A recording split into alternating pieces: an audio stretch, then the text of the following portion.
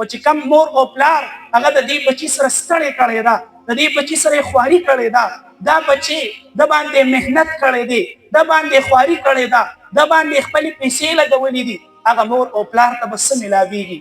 حدیث شریف کې راځي قیامت په ورځ به د حافظ قرآن پلار ته تاج ورچولی شي چې چېرته کې به اولین او آخرین جمع وي، هلته به د حافظ قرآن پلار ته تاج ورچولی شي، دا به د عزت افضایي کولی شي، دا به د عزت ورکولی شي. په دنیا کې که چېرته چاته تاج ورچولی شي دا ډیره د فخر خبره ده، دا ډیره د اعزاز خبره ده، خو دنیا کې چې کومه تاج پوشي وي دا ناقصه وي، ځکه چې په دنیا کې خو د یو وطن خلک راجمع شي، هغه یو کس هغه مقرر کړي چې دا زمونږ بادشاه دی، هغه ته تاج ور واچوي، په دې کې د ټولې دنیا خلک خو شامل نه وي. او که څوک دا ووایي چې نن سبا خو آنلاین دور دی، نن سبا خو د انټرنیټ دور دی، مونږ به غټ غټ سکرینان ولګوو او غټ غټ سکرینونه به لګېدلي وي او د ټولې دنیا خلک به راجمع شي، هغوی به خپل یو مشر جوړ کړي چې دا زمونږ مشر دی، هغه ته به تاج ور واچوي. نو بیا چې د دې وخت نه وړاندې کم خلک تېر شوي دي، کم چې آینده راتلو واله دي،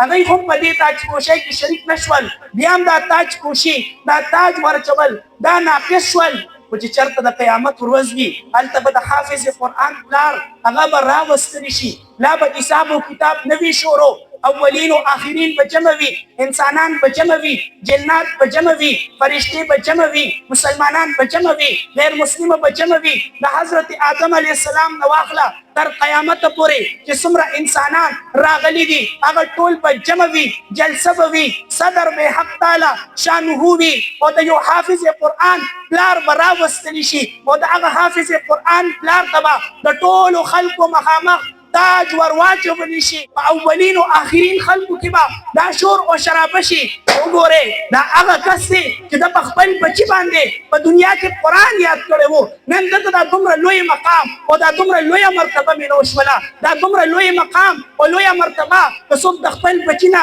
د میډیکل ماهر جوړ کړي هغه ته نه میلاویږي، که څوک خپل بچي باندې انجینرینګ وکړي هغه دپاره دا مقام او مرتبه نه ده، که څوک خپل بچي هغه لوی سرمایهدار جوړ کړي هغه دپاره دا مقام او دا مرتبه نه ده، دا مقام او مرتبه د هغه پلار دپاره ده چا چې په خپل بچي باندې قرآن یاد کړی وي، هغه په باره کې به په اولین او آخرین خلکو کې دا شور شي چې وګورئ دا هغه کس دی چې د په خپل بچي باندې په دنیا کې قرآن یاد کړی و، چې د د خپل ذات سره سو هغه اسیم و، خو د د پلار ته دومره اثر ورسېدلو چې د هغه نه بادشاه جوړ کړی شو، دا دومره لوی مقام دا چې میلو شولو دا د قرآن په خدمت باندې میلو شولو. ووایئ سبحان الله.